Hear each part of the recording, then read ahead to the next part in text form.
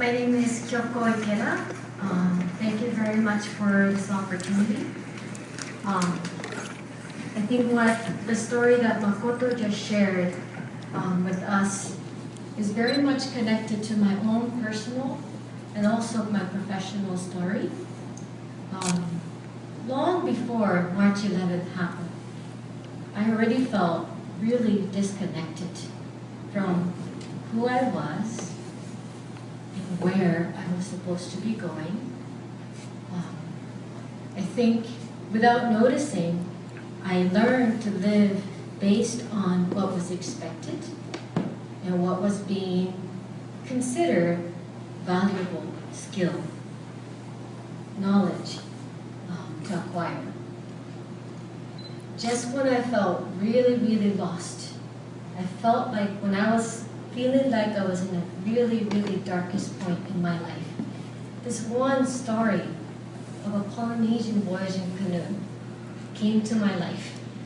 And this is a story of a traditional voyaging, double-hull voyaging canoe named Hokulea. In the 1970s, Hawaiians were lost. They were told that they were inferior and that their ancestors could not have come to Hawaii on a voyaging canoe without any modern navigational instruments.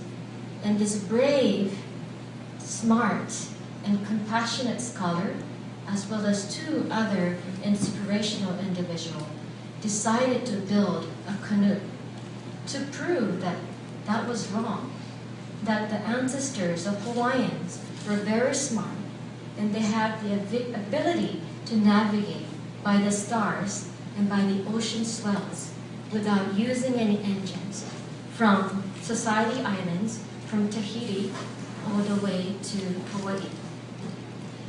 When the Hawaiians needed to relearn the art of navigation, there was no more navigators left in Hawaii. So they went out on the search. If there is anybody who has this art of navigation, and they found this person in Micronesia on a small island called Sarawak, and his name was Mau Piailuk. And he's the one that taught Hawaiians how to find their way.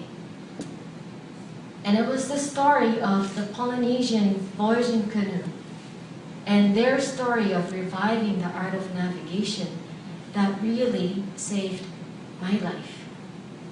What I realized was that I needed to learn to navigate by the signs that are not visible.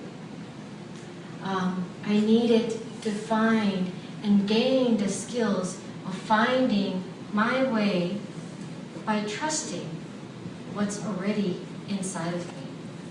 And so that was a very important part of my life's journey. And life is very strange. 5 years later, I happened to find myself sailing on that very canoe, Hokulea, when Hokulea came to Japan in 2007. And I was told by one of the captains that it doesn't matter how you got here.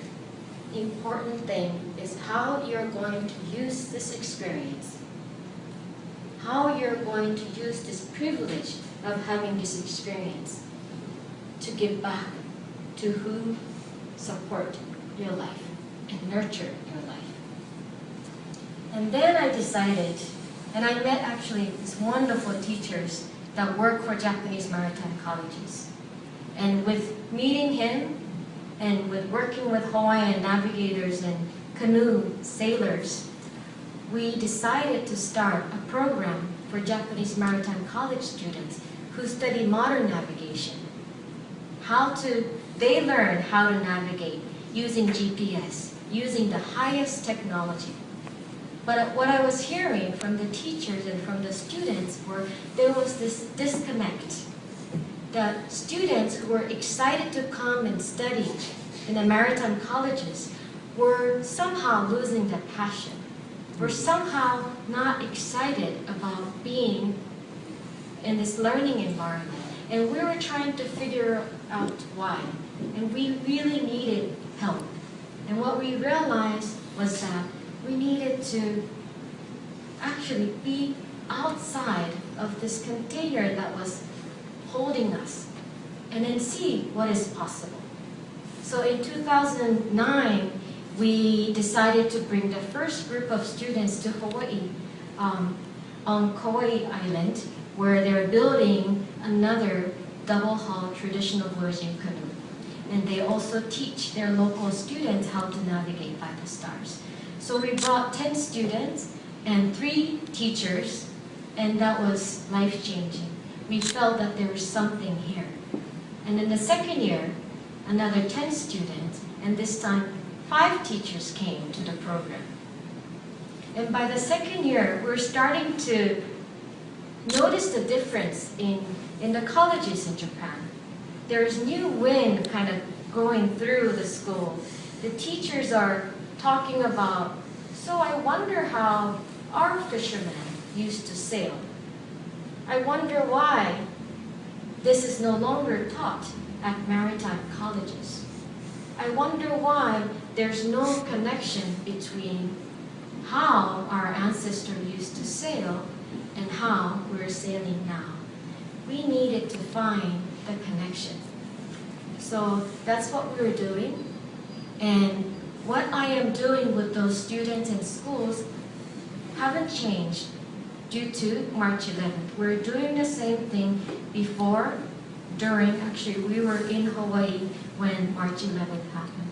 So what we're doing haven't changed, but I think March 11th really helped us renew this sense of what we're doing.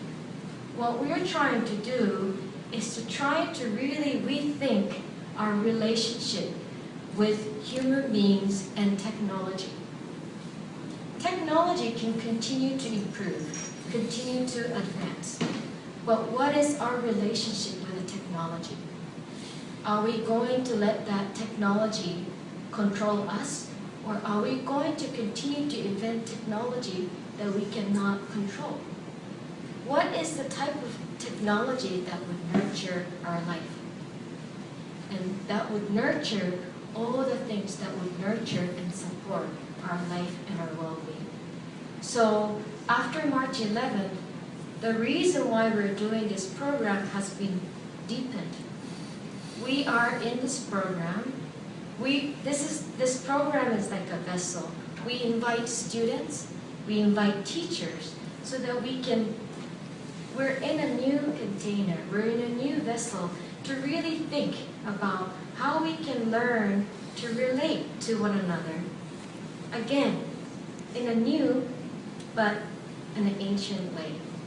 So I'm very, very excited to be here, because before coming here, I was very narrow-minded. I was only looking at our program, how we can make it better for the students that are coming.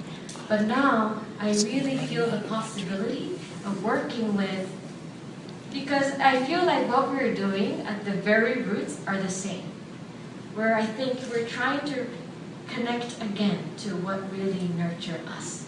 So thank you very much for this opportunity, and it's amazing to be in this place, Seattle. It just opens new opportunities. So thank you very much.